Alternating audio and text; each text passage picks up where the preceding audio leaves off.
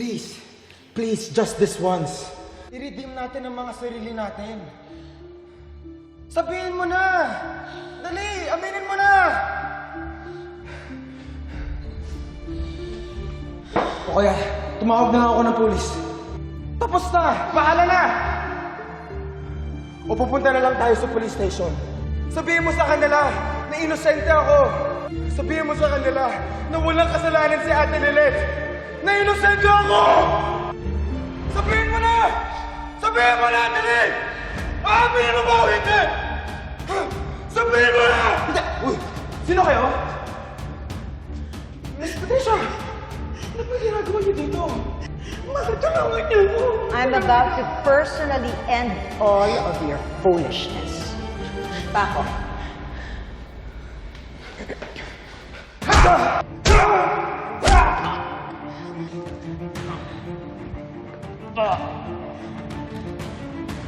Ang dami mong kasalanang ginawa sa amin. So, that's for Trixie. And that is for almost endangering my freedom. Walang.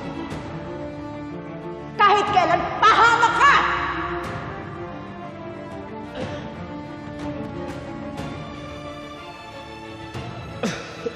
Gawin niyo na yung pag-usapan natin. Bahala na, host. Ma'am! Ma'am, tulungan niyo ako! Ma'am! Sabi mo makawalan na nila ako dito, ma'am! Ma'am, di ba magkakampi tayo? Ma'am naman eh! Sige na, sumunod naman ako sa lahat eh! Pakawalan niyo ako rito!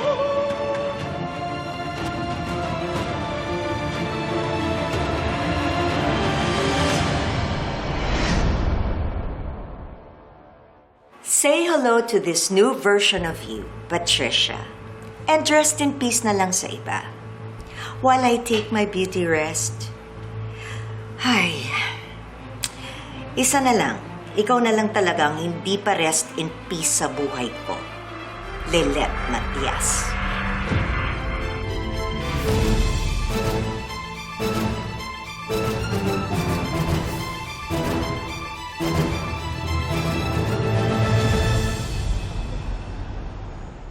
Pakilabas na yung ibang mga pagkain dito. Opo, ma'am.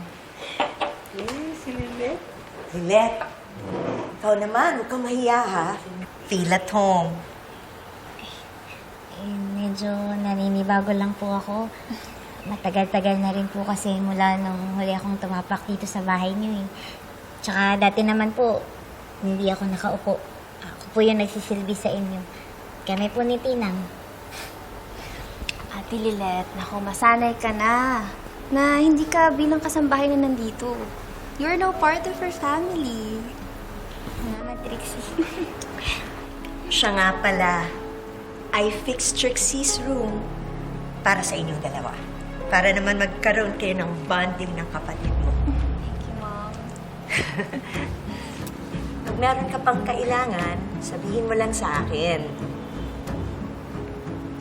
Salamat po, Ma'am Patricia. Ito naman, huwag naman masyadong formal. Mula ngayon, gusto ko tawagin mo na akong Tita Patricia. Sige po, Tita Patricia. Tayo na.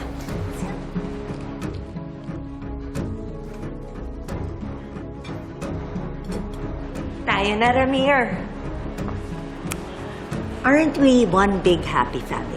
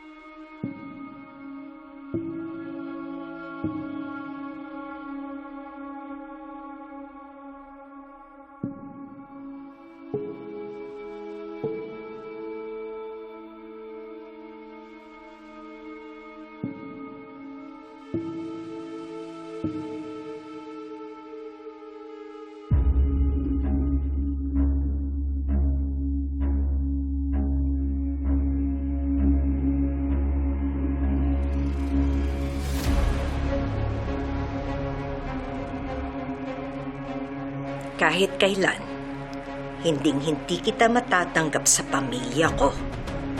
Ang dapat sa'yo, mamatay gaya ng nanay mo. Magsama kayong dalawa sa impyerno.